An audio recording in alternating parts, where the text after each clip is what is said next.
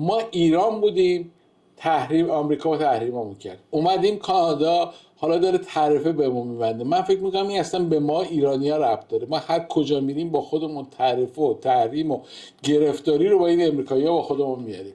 یعنی این امریکا هیچ فرقی واسش نداره که اونور جمهوری اسلامی نشسته یا اینور کانادا کشور دوست و برادر کانادا نشسته که تا دیروز با هم دیگه رفیق و خانباجی بودن با هم دیگه، حالا از امروز دشمن هم شدن و دارن با هم دیگه تعرفه میذارن.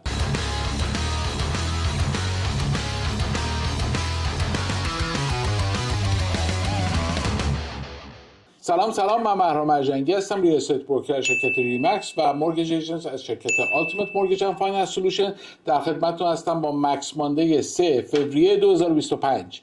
امروز سه تا موضوع رو میخوایم بررسی کنیم. یکی بحث انتخابات، بیا ببین چه خبره، همه جا انتخاباته، بالا انتخابات دولت فدرال، استانی انتخاباته، اصلا مملکت انتخاباته. تو این دور زمونه که باید مملکت متحد باشه در مقابل آقای ترامپ، همه دارن فعلا انتخابات میکنن، اما کلا مملکت انتخاباته. موضوع دوم در مورد ریال استیت و مورگیج هست و موضوع سوم هم طبق معمول برنامه در شهره که یه چند تا از اتفاقاتی که در شهر افتاده رو میخوایم با هم دیگه بررسی کنیم. پس بریم مکس ماندی 3 فوریه رو با هم دیگه ببینیم. بیایم. همونطور که متوجه شدیم مکس ماندی هفته پیشمون انقدر دیر اومده بیرون که تقریبا با این مکس ماندی داره یک به یک داره میاد بیرون. بالاخره بشر دیگه، یه اتفاقی میفته نمیتونه کاراش انجام بده. ضمن اینکه هفته بعد هم مکس ماندی ما دیرتر خواهد اومد بیرون، برای اینکه امروز که ما داریم این مکس ماندی رو ضبط میکنیم روز جمعه هستش، یعنی هنوز اول فوریه نشده، برای اینکه فیلمبردار عزیزمون دارن میرن مسافرت، هفته بعد نیستن و مکس ماندی ما دیرتر ضبط میشه، در نتیجه دیرتر خواهد اومد بیرون. من همینجا پیشا پیش از هفته گذشته که دیر اومد بیرون و از هفته آینده که دیر خواهد اومد بیرون از شما عذرخواهی میکنم. همونجوری که خبر دارین در دولت فدرال، در سطح دولت فدرال انتخابات حزب لیبرال رو داریم که ببینیم که کی رهبر حزب لیبرال میشه و این شخصی که رهبر حزب لیبرال میشه اتوماتیک نخست وزیر کشور خواهد شد و بلافاصله بعدش میریم برای انتخابات نخست وزیر. از اون ور انتخابات دولت استانی رو داریم که آقای داگفورد تدیبر استان اونتاریو اعلام کرد که ما الکشن داریم و الان دیگه شروع کردن برای تبلیغات کردن. بریم ببینیم اول در سطح استانی چه خبره، بعد بریم ببینیم در سطح فدرال چه خبره، بعد بریم در سطح استانی. در سطح فدرال هفته پیش بهتون گفتم چندین کاندیدا اومدن برای حزب لیبرال که دو تاشون بیشتر قوی تر نیستن. یکیشون آقای مارک کارنیه، یکیشون خانم کریستیا فریلند داماد فازاتو. حالا آقای مارک کارنی امروز که ما داریم این برنامه رو ضبط می‌کنیم، یعنی روز جمعه، امروز اومدن یه کنفرانس خبری گذاشتن که خیلی جالب بود. با همدیگه می‌خوایم چند تا تیکش رو ببینیم. خب ببینیم اول آقای مارک کارنی در مقابل طرف‌های آقای ترامپ چی میگه. President Trump thinks Canada will cave in. We will never, ever bow down to a bully. ایشون میگه که آقای ترامپ فکر میکنه که ما در مقابل این فشاری که به ما میاره میشکنیم، در حقیقت کیوین میکنیم، یعنی این فشاری که به ما میاره در حقیقت تاثیرگذار خواهد بود، ولی ما عمرن این کار رو نکنیم و در مقابل بولی کردن آقای ترامپ سر خم نمی کنیم. خب در این قسمت ایشون میخواد در مورد خودش توضیح بده که من کی هستم و از کجا اومدم و چجوری میخوام با آقای ترامپ مقابله کنم. I want to say a few words about myself. I'm not a politician. I'm becoming a politician, but I'm not a politician. شون میگه من سیاستمدار نیستم، قرار سیاستمدار بشم. یعنی داره سعی میکنه بگه من یه آتسایدرم، مثل آقای ترامپ که از بیرون اومد از حزب در حقیقت جمهوری خواه نیومد و از بیرون اومد و جمهوری خواه شد. ایشون هم میخواد بگه که من یه آدم خارجی هستم که از بیرون اومدم، عضو حزب لیبرال نیستم، عقاید لیبرالی ندارم و تازه دارم میام توی حزب لیبرال که سیاستمدار بشم و نخست وزیر کانادا بشم. And so, slogans, slander, and sound bites Don't come easily to me.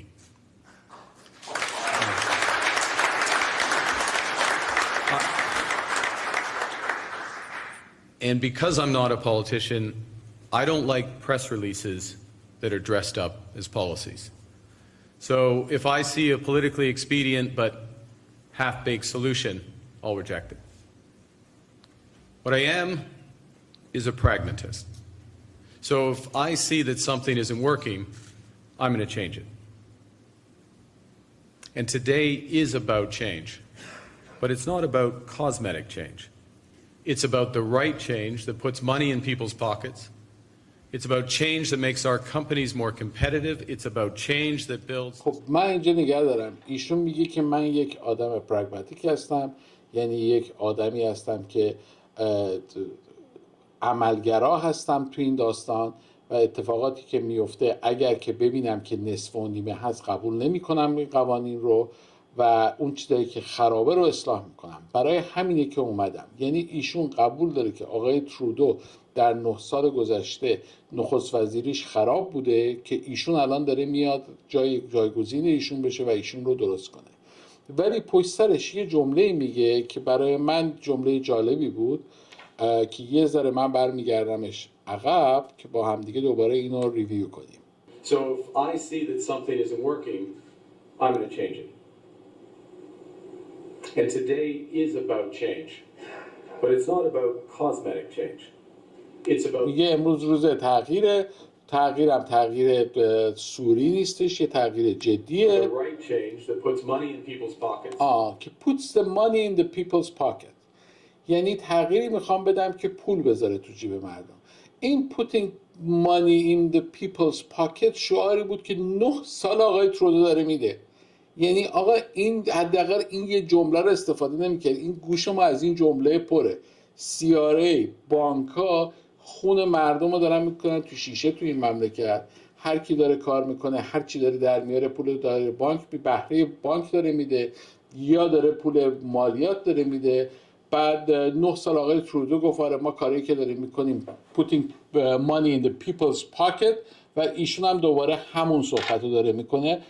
با تمام احترامی که برای ایشون قائلم به عنوان یک آدم اقتصاددان که تحصیلات عالیه داره توی اقتصاد، توی آکسفورد درس خونده، توی کدوم دانشگاه بود که گفتم دفعه پیش درس خونده، در امریکا درس خونده و رئیس بانک مرکزی کانادا و انگلیس بوده، این حرف تو گوش من دیگه نمیره. It's about change that makes our companies more competitive. It's about change that builds the strongest economy in the G7. ایشون میگه که آره مردم رو پولدار میکنیم، شرکت ها رو قوی میکنیم که بهترین اقتصاد در کشورهای G7 باشیم.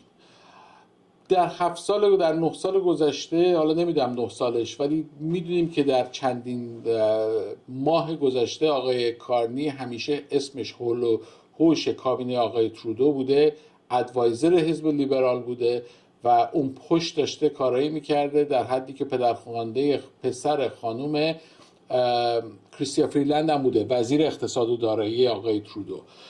یعنی هر چقدر ایشون میگه و میخواد خودش رو فاصله بده از حزب لیبرال، یه جورایی برای من قابل قبول نیست. حالا واقعیتش نمیدونم که چقدر این حرف ایشون واقعا از ته دل و درسته، ولی من به عنوان یک آدمی که دارم سیاست کانادا رو دنبال میکنم یه جورایی برای من قابل قبول نیست این حرف. When Pierre Poilievre says we have to choose between fighting climate change and growing our economy, he's lying to us. خب ایشون میگه وقتی آقای پیر پالیو رهبر حزب محافظه‌کار میگه که آقا بین اقتصاد و محیط زیست ما باید اقتصاد رو انتخاب کنیم، میگه ایشون داره دروغ میگه.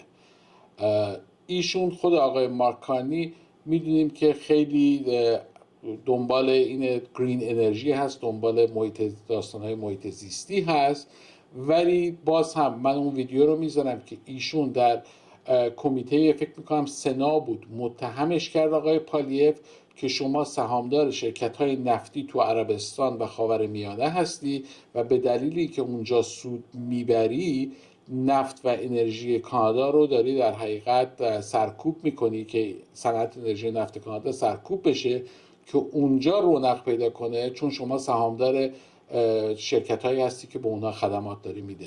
And yet your company has invested billions of dollars in oil companies in both Brazil and the UAE to buy pipelines.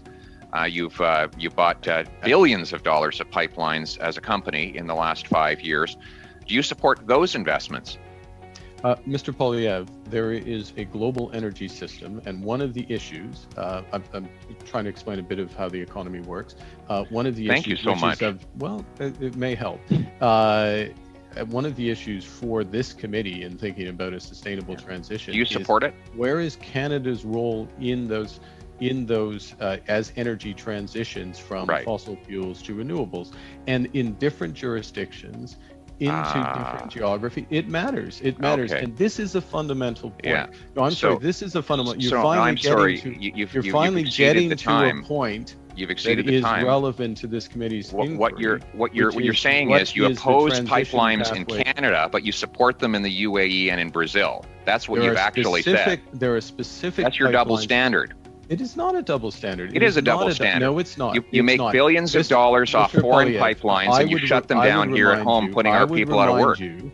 That you are a representative of the Canadian people, and one of your responsibilities, including at this committee, is to fight for Canadian jobs, and not foreign jobs like you. Exactly, to fight for Canadian jobs, and the types of Canadian jobs that are durable and are going to move forward. Right. I grew up in Alberta. I know the innovative nature of that. Well, go try to give that answer back in Alberta, because I grew up there too, and I can tell you the people. I can tell you the people of Alberta would be ashamed with the answer you just gave. That you would give billions of dollars to foreign pipelines while not allowing Canadians to build pipelines here at home. That is the kind of elite Davos hypocrisy.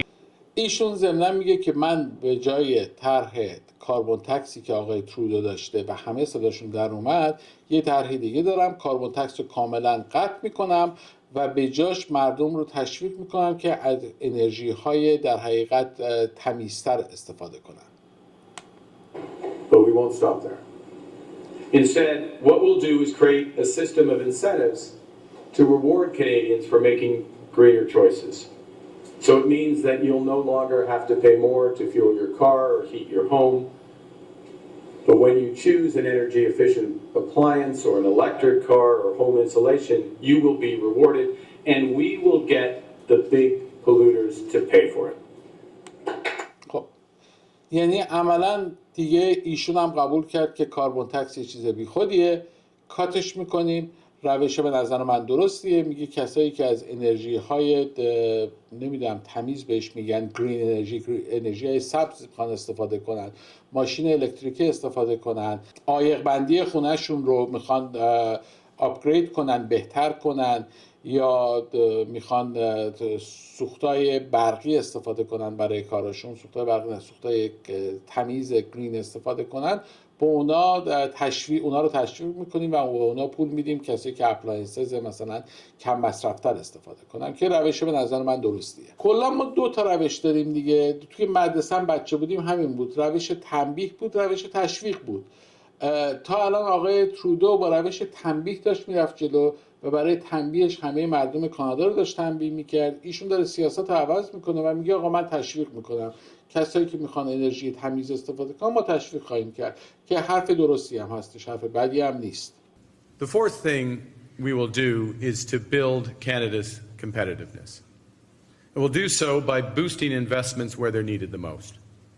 My government will provide greater investment tax credits, more Canada Growth Fund initiatives, and major provisions for accelerated depreciation of private investments. And these will all reinforce the incentives created by those changes to the output-based pricing system.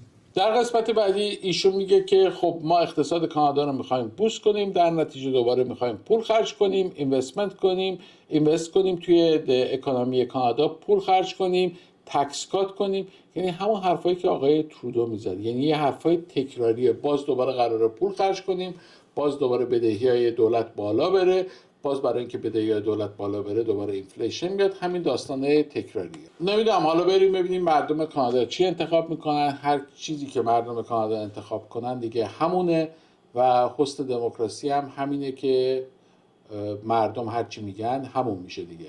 خب این در سطح فدرال بود. حالا بریم در سطح استانی چه خبره. در سطح استانی آقای داکفورد تدیبر استان اونتاریو که اون دفعه گفته بود تصادف کرده بود، گفت کلم مثل گچه، کله رو به کار انداخت. نتیجه رسید که بعد از 7 سال که در قدرت و در حقیقت نخست وزیری استانی هستن، یک انتخابات زودرس برگزار کنه که 4 سال دیگه بتونه در مقابل آقای ترامپ باقی بمونه.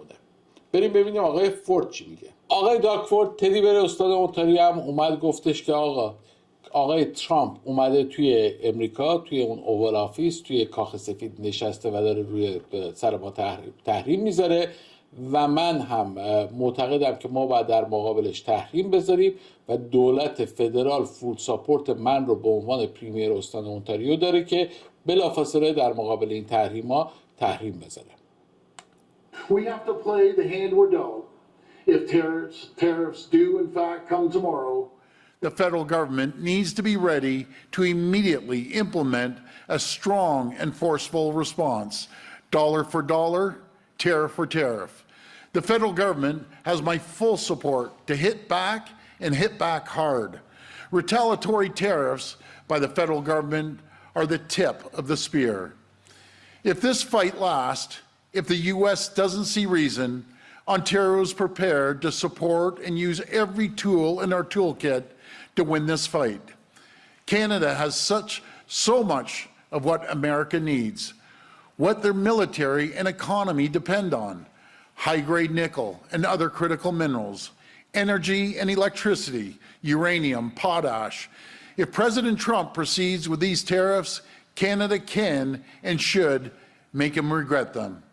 Whether President Trump falls through on these tariffs tomorrow, next week, next month, or even next year, there's one thing clear: President Trump is hell-bent on undermining Canada, our workers, our economy, our quality of life. When tariffs come, they'll devastate Canada's economy. Hundreds of thousands of jobs are at risk. I've been clear: with a strong, stable 4-year mandate that will outlive and outlast the Trump administration, I will do whatever it takes to protect Ontario. President Trump is trying to divide us. He'll say and do anything to get his way, no matter the cost. He doesn't know what we know.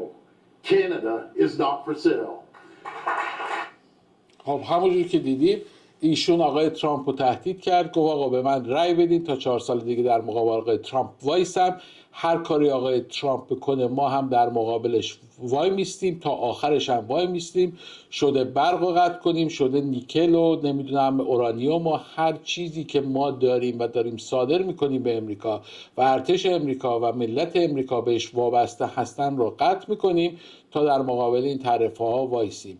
اینه که خیلی با قدرت داره میاد جلو که ببینیم که آیا واقعا رأی میاره در انتخابات استانی یا رأی نمیاره. ایشون در آخر برنامه هم که از ایشون سوال جواب کردن، یه خبرنگاری سوال کرد که آقا بالاخره در مورد این جرم و جنایتی که میان در خونه مردم رو میشکنن، جواهری میزنن، اینا شما میخواین چیکار کنید که اگر انتخاب شدین؟ که حالا جواب ایشون رو ببینیم.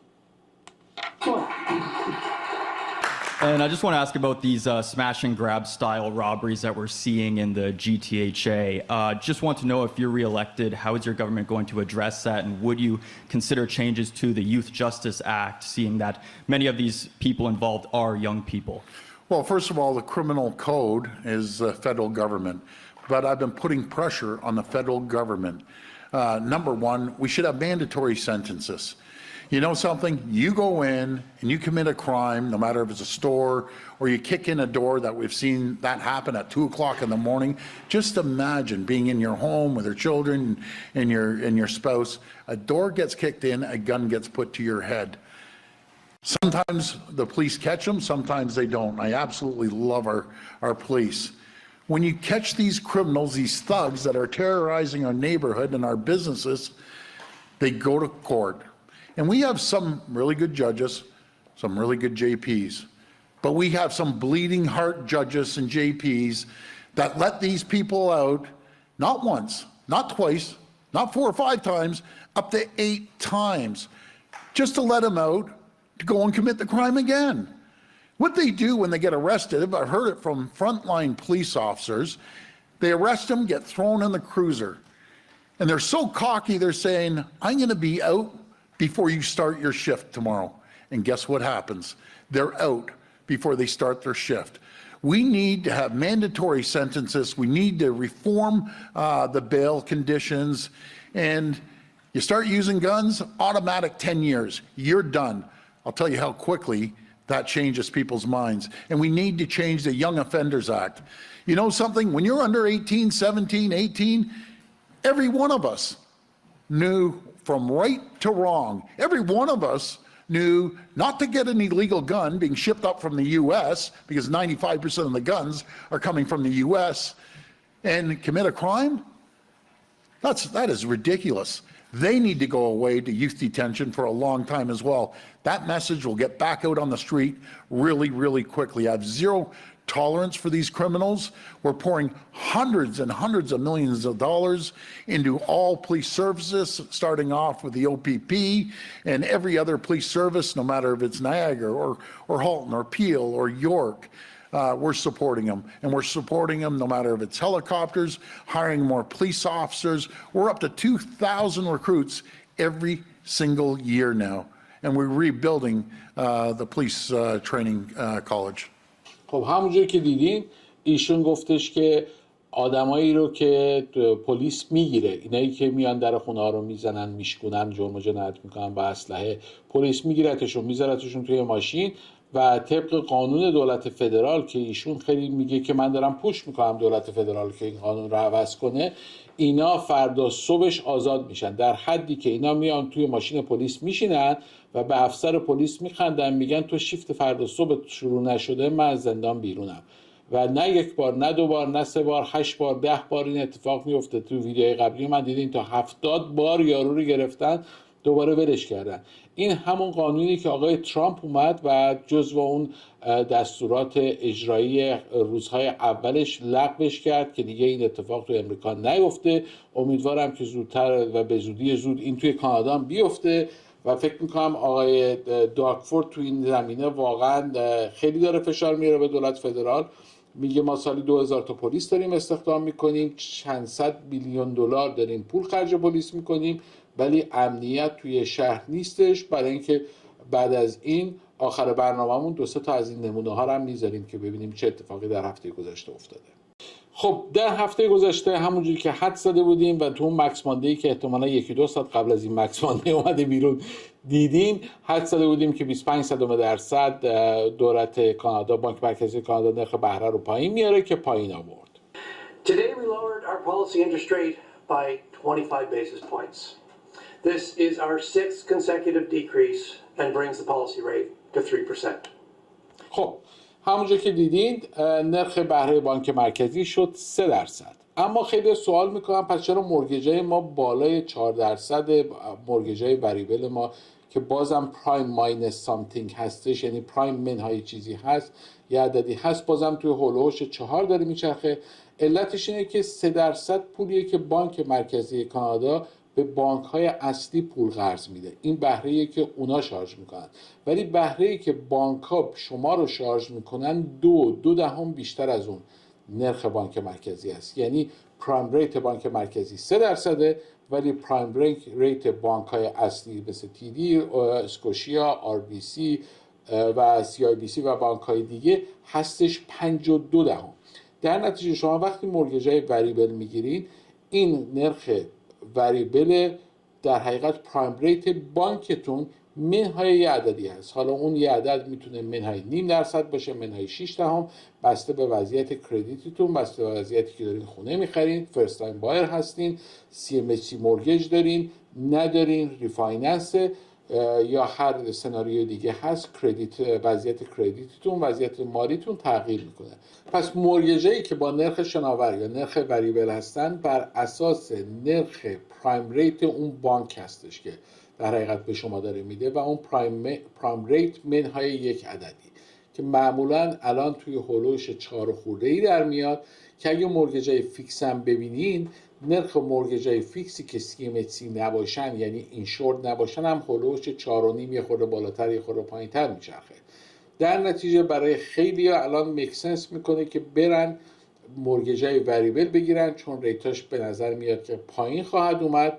البته تعرفه‌های ترامپ هم تاثیر داره، نمیدونیم چه اتفاقی خواهد افتاد، هیچ کس نمیدونه. یعنی من تمام اخبار رو نگاه میکنم، یک آدم شما به من نشان بده توی این شهر که بدونه که این تعرفه‌ها چه تاثیر میذاره. تمام اقتصاددان، خود آقای مارک کارنی که دیگه خفن‌ترین و غول مرحله آخره، ایشون هم نمیدونه که چه اتفاقی خواهد افتاد. اینه که ما در یک دوره زمانی داریم سیر میکنیم و زندگی میکنیم که واقعا هیچی رو نمیدونیم. خب تو این وضع اوضاع وانفسا یه سری آدم فکر میکنن که خب نرخ‌های بهره اومده پایین، شاید واقعا دوباره بره بالا و این بهترین فرصتیه که خونه بخرن. شروع کردن دنبال خونه خریدن، نگاه کردن. هفته پیش ما 2 تا خونه خریدیم برای کلاینت هامون، حالا چند تا کلاینت دیگه هم داریم کار میکنیم. یه سری هم هستن که خب این مورگیج ریت ها با مورگیج ریت 1.8 داشتن اومده بالا و دیگه الان به اینجاشون رسیده، دیگه نمیخوان پراپرتیشون نگه دارن، میخوان بفروشن. چند تا از اونها هم ما داریم که آماده برای فروش هست که با ضرر میخوان بفروشن. بعضی هستن کاندو آپارتمان پیش فروش خریدن که الان قیمتش خب اومده پایین و نمیخوان دیگه اینا رو کلوز کنن به صورت پیش فروش و میخوان اینا رو در حقیقت بفروشن، که برای اون خریداران بار اولی کیس خوبی است. مثلا یک نمونه‌ای دارم توی همین خیابون سنتر و خیابون بدرس، یک کاندو آپارتمان 1 خوابه رو به جنوب خیلی خوش نقشه زیبا هستش که در حقیقت فروشندش میخواد با $50,000 ضرر این آپارتمان رو بفروشه. خونه دیگه داریم ترایپلکس، برای در حقیقت کسایی که اینوستور هستن مناسب اونا هستش که میتونن 3 تا تننت بزنن، 3 تا طبقه مختلف و بیش از $5,000 بهشون اینکام میده که قشنگ هم هزینه‌های خودش رو کاور میکنه، هم یه پولی در حقیقت تو جیبتون میذاره به عنوان صاحب خونه. و کیس‌های خیلی متفاوت و جالبی توی این مارکت داره پیدا میشه. اینه که اگه میخواین مورگیج بگیرید، خونه بخرید، خونه‌تون رو بفروشید و موندین که چیکار باید بکنین، میتونین برین تو وبسایت meetmax.ca و اونجا سر ساعتی که خودتون فرصت دارین، روزی که خودتون فرصت دارین، یک تایم 1 ساعته مشاوره خرید، فروش، اجاره یا مشاوره وام مسکن به صورت رایگان با من رزرو کنین که هم میتونه حضوری باشه، هم میتونه آنلاین باشه، که من بتونم کمکتون کنم که بهترین تصمیم رو برای خرید و فروش یا وام مسکنتون بگیرید. یا اینکه خیلی راحت میتونید با شماره تلفن 416 880 68 34 که روی صفحه هستش تماس بگیرید یا تکست بدین، با هم دیگه صحبت کنیم ببینیم که چجوری میتونیم کمکتون کنیم. و قسمت بعدی برنامه‌مون طبق معمول در شهر. از اونجایی که شهر در امن و امان، هیچ خبری نیستش، هیچ اتفاق خاصی نمیفته، نه جرم و جنایت داریم، 5 تا داستان داریم برای این هفته واسهتون توی قسمت در شهر بگیم. داستان اولمون اینه که 5 نفری که به صورت غیرقانونی داشتن مرز کانادا و امریکا رد می‌شدن رو دستگیر کردن که با هم دیگه فیلمشو ببینیم. این اتفاق از اونجایی جالب بود که توی سمت ونکوور اتفاق افتاد، جایی که مرز کانادا و امریکا هست سنگ میذارن، قلوه‌های سنگ میذارن که ماشین نتونه رد بشه، ولی آدما عملا میتونن رد بشن. و حالا این کسایی که میخواستن از مرز رد بشن با یه دونه تراک از روی این سنگا هم تلق طرق میرن که پلیس میگیرتشون، که الان فیلمشو با هم دیگه میبینیم. It comes as some foreign nationals allegedly made a run for it. CTV's BC Bureau Chief Andrew Johnson is at that border. Andrew, set the scene for us. Sandy, I'm near the Pacific border crossing. On one side of these rocks, Metro Vancouver. On the other, Washington State. Not far from here, yesterday, a witness caught a dramatic illegal crossing on camera. People in a pickup truck can be seen laying planks down across a gully. Then they get back into the vehicle and hit the gas, smashing across the line into Canada. Take a listen.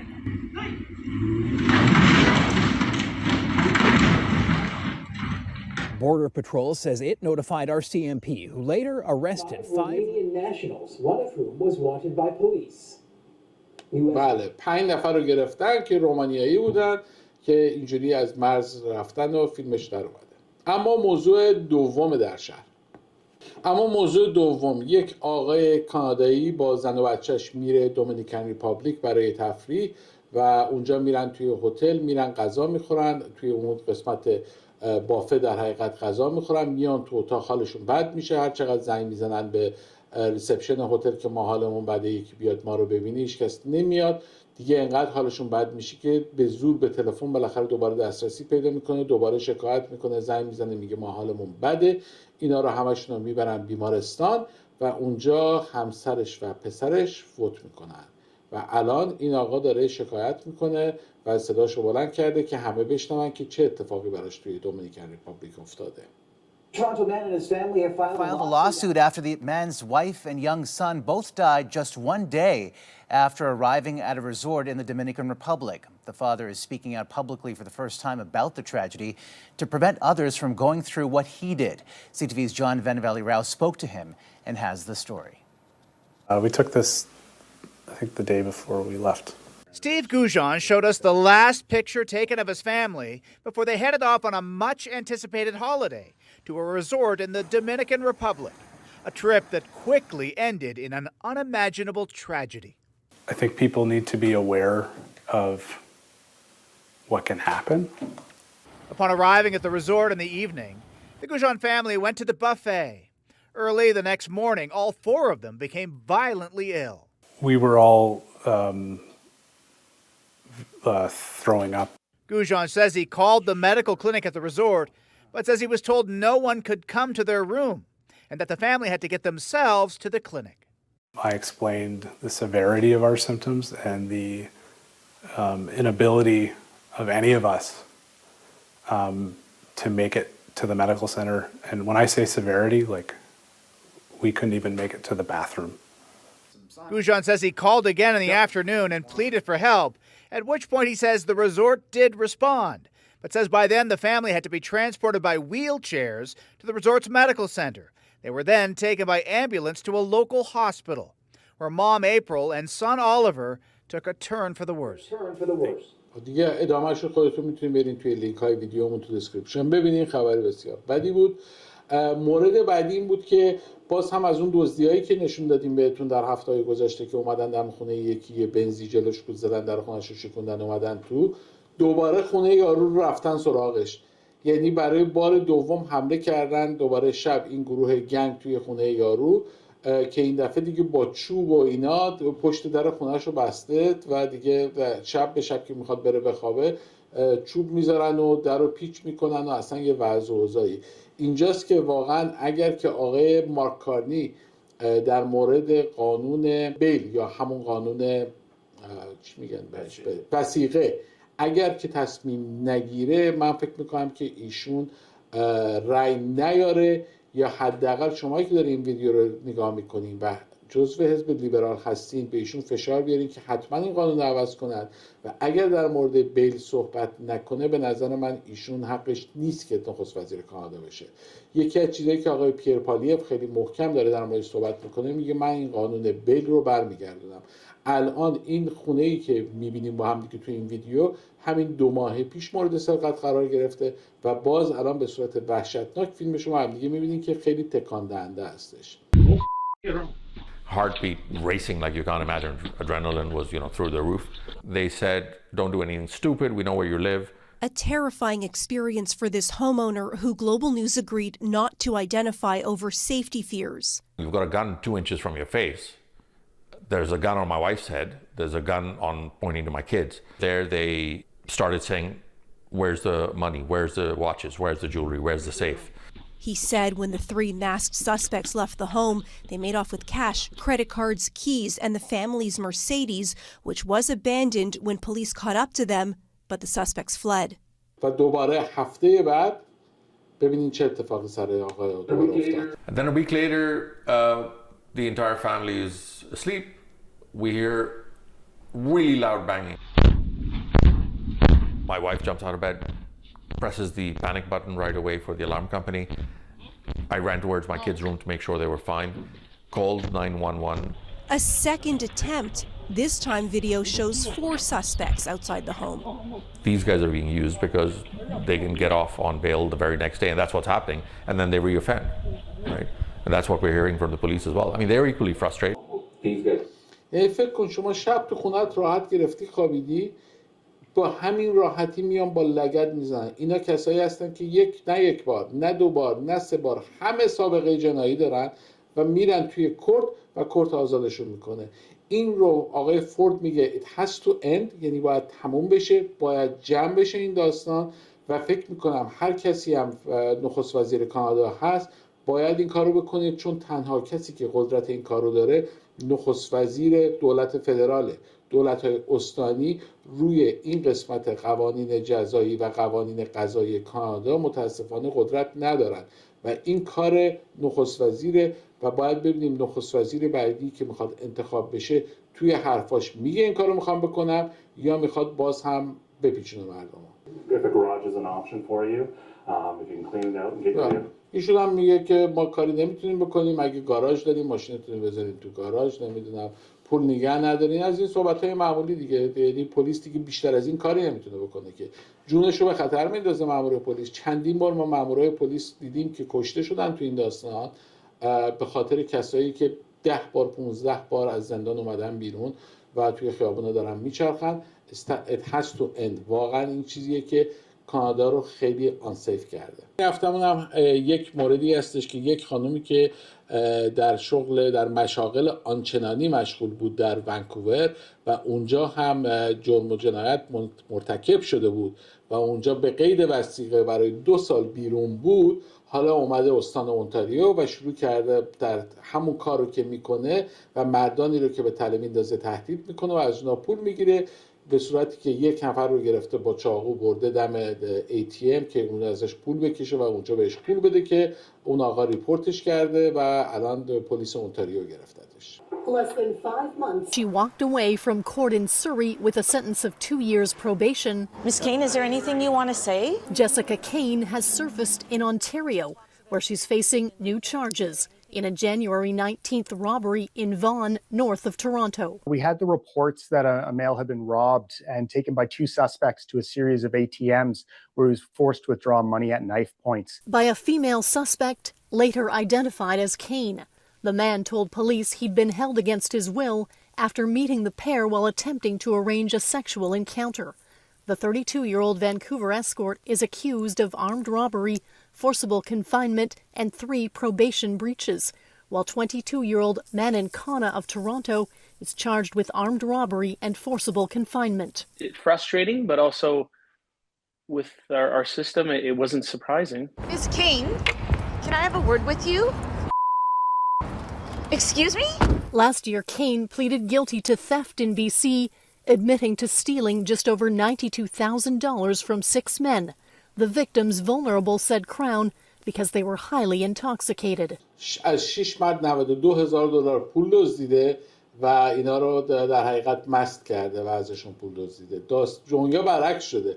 یه زمانی مردا خانوما رو مست می‌کردن، الان دیگه برعکس شده. خانوما آقایونو مست می‌کنن جیبشون. Kane was initially accused of drugging her clients and robbing them, along with a charge of manslaughter in connection with the death of Alex Sherry's brother, Dustin Lefebvre. But those charges were stayed. A good friend of mine sent me a text and said, hey, take a look at this. She's back. Police say Kane has been in the Toronto area for at least a few weeks. In this circumstance, we know that Jessica was advertising her services on social media in order to seek clients for sexual services. Our biggest concern, obviously, is when someone's traveling right across the country, that there are going to be other victims. Don't be afraid. Obviously, there's embarrassment, and from time to time, men will do this, and women. My message would be say something. At least they will recognize her from the news and know that this is not going to end well for you. Kane and her co-accused remain in custody. ایشون همچنان مشغول آگهی کردن توی سوشال میدیا هستش و مشغول کار کردن. ببینیم خدا آخر عاقبت همه ما رو با آقای ترامپ و با این اتفاقاتی که در کانادا میفته بخیر کنه. پاینده باد ایران. تا هفته بعد، خدا نگهدار.